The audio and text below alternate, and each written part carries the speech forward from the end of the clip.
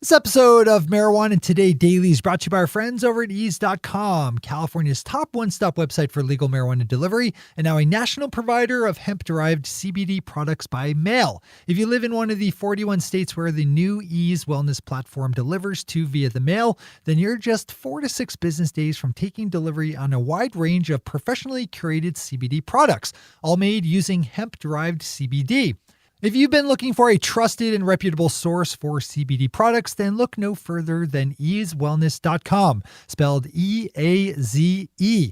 And of course, if you live in California, you just need to open up ease.com to see all the different products that are available in the Golden State, with those orders getting to your door in less than an hour, assuming that it's during legal delivery hours. See just how easy Ease makes legal marijuana delivery over at ease.com if you live in California, and easewellness.com if you live elsewhere, hopefully within one of those 41 U.S. states where the new service delivers to. Thanks everyone at Ease for supporting today's news. Good morning, Marijuana Nation. It's Friday, January 18th, 2019, and you're tuned in to episode 647 of Marijuana Today Daily. I'm your host, Shay Gunther, and I'll be walking you through today's marijuana news and headlines. As always, we have a full and busy day of cannabis news in our hands, so let's jump right into it. We have a great headline to lead off our final news day of the week, with the U.S. territory of the Virgin Islands legalizing medical marijuana yesterday. The island's governor, Albert Bryant Jr., signed a medical marijuana legalization bill yesterday that had been passed out of the territory's Senate just last month. The new law will allow registered citizen patients to possess up to 4 ounces of cannabis and visiting tourists with out-of-state medical cards to have up to 3 ounces. I think it's that last note that may be the most newsworthy item here, as the bill, which was introduced by Virgin Islands Senators Positive Nelson, Trezenga Roach, and Dwayne DeGraff, specifically mentions the possibilities of creating a, quote, viable medical tourism economy, unquote. I actually lived in the Virgin Islands for a year when I was a kid and have been there a few times since, so I can totally see medical cannabis being a big new draw for tourism. The Virgin Island of St. Croix has been hit hard economically in recent years after losing some big oil companies and could particularly benefit from an influx of medical cannabis tourists. Yesterday in Connecticut, a full 42 out of the 151 members of the State House of Representatives co-sponsored a bill to legalize adult-use marijuana.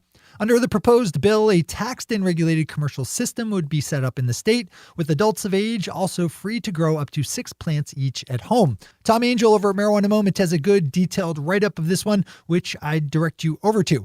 One of the highlights of yesterday's action is the fact that a couple of powerful legislative committee chairs were among the names listed as co-sponsors. And Connecticut Governor Ned Lamont is very much in favor of a more progressive and liberal cannabis policy. Another good point to see is the inclusion of language carving out 25% of cannabis business licenses for people living in areas that have historically borne the worst effects of the government's war on marijuana. Pop over to Tom's piece for more on this one, including a link to the bill itself. Wrapping up our top stories today and for the week brings us down to Florida, where Governor Ron DeSantis called on state lawmakers to lift the ban on the smoking of medical marijuana put in place after voters overwhelmingly approved a 2016 medical cannabis ballot measure. This has been a long-running storyline, as the state is currently appealing the loss of a lawsuit that could overturn that ban. Former Governor Rick Scott was the instigator of that appeal, and yesterday, current Governor DeSantis said that he would drop that appeal if state lawmakers didn't come up with a legislative solution, setting a deadline for them to act by mid-March. Those are our top stories for today. It's time for Marijuana Today Daily Headlines Blitz. Before we blitz out on headlines, let's quickly thank our sponsor, ease.com, California's top one-stop website for legal marijuana delivery, and now a national provider of professionally curated hemp-derived CBD products through their new platform over at easewellness.com, with ease spelled E-A-Z-E. Easewellness.com has a ton of different ways to consume CBD up for order, from sprays, drops, and topicals through vaporizers, capsules, tablets, and even concentrates. It's the same situation over at ease.com, except those products are all made using state legal adult use cannabis. So you get the extra boost of THC and all the other nice cannabinoids and terpenes and things that come in that line of marijuana. And if you're lucky enough to live in a part of California where Ease is active, not only can you get delivered to your door in less than an hour, but you can also take advantage of Ease's awesome daily deals. Today, you can save 25% off the cost of select pre-rolls from Pacific Stone. You'll find those daily deals right at the top of the page over at ease.com. Thanks again to everyone at Ease for supporting today's news. All right, time for the Blitz. Ohio's first 4 legal medical marijuana dispensaries opened up on Wednesday, and according to new numbers released by the state, collectively pulled in $75,000 in sales. Just under 9 pounds of flower were sold to customer patients that day, who can look forward to having more processed products available in the coming weeks as manufacturers and processors catch up. Tulsa World has an interesting story that I've been watching for the past week or so, with a hemp company in Colorado working to retrieve the 18,000 pounds or so of legal industrial hemp that was seized in Oklahoma just last week by police, who arrested the 4 men who were transporting the load from Kentucky.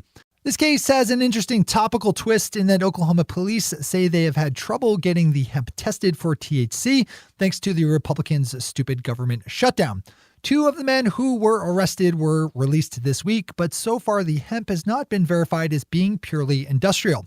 The president of the company that was shipping the hemp, Jamie Baumgardner of Panacea Life Sciences, calls this a test case for the interstate transportation of industrial hemp. Not a bad one to be on top of if your business interests fall that way. We've been blasted with good headlines all week about calls from lawmakers in different U.S. states to legalize adult use marijuana, and this story continues on that thread. This time we have State Senate President Ron Kochi of Hawaii pledging during a speech given at the opening of this year's Hawaiian legislative session that he and his colleagues would debate the legalization of adult use cannabis this year, saying its passage could be a financial boost to the island state's economy. Marijuana company MedMen just released numbers for its fiscal 2019 second quarter, which shows a 40% jump in revenue to just under $30 million over the previous quarter. MedMen saw strong growth in its Southern California dispensaries in particular, with its 8 shops there pulling in most of its quarterly revenue at $23.4 million in all. You'll have to click over to New Cannabis Ventures if you want to dive more into the release and details. As always, we have all the news we cover linked to on our website at mjtodaydaily.com and on our Twitter account at mjtodaydaily. The Arizona Department of Health Services just dropped some numbers for how its medical cannabis program fared in 2018, when around 122,000 pounds of flower were sold, up from 87,000 pounds in 2017 and 58,600 in 2016. The state has just over 186,000 registered patients, whose ranks grew around 20% from the previous year. Podcaster Joe Rogan just had former heavyweight boxing champ Mike Tyson on his show and spent some time talking with Tyson about marijuana, both its use and as a business. The two also got into an interesting discussion about psychedelics that I think is worthy of a watch. Mike has been involved in legal cannabis in recent times with a new project in California to open up a marijuana ranch and cultivation business. Click over to Marijuana Moments to give a view. And finally for today, Joey Pena has a great story up over at Marijuana Business Daily looking at how things stand in Washington state for legal marijuana edibles companies. In short, planned regulations over how edibles can be sold and packaged are expected to cost manufacturers tens of thousands of dollars in direct costs and lost revenue. This is a story that you definitely need to read if you do business in Washington, and one that I'd suggest you open up even if you don't. Lots of lessons in this storyline. Those are the headlines and news for the day. I'll be back with you again Monday morning with another information-packed episode of Marijuana Today Daily. But in the meantime, if you have any stories to share or feedback to give, zip us an email to headlines@mjtodaydaily.com. And while you're clicking around the interwebs, swing over to our Twitter account at mjtodaydaily and visit our website at mjtodaydaily.com to find links to all the news we cover. Thanks to our sponsor, Ease, and to all of our awesome Patreon listeners for the support that makes this show possible. To join the illustrious ranks of the Patreon listeners yourself, swing over to our website at mjtodaydaily.com and click on that big blue button at the top of the page that says Become a Patron. I'm your host, Shay Gunther. Thanks for tuning in and starting your day with marijuana today.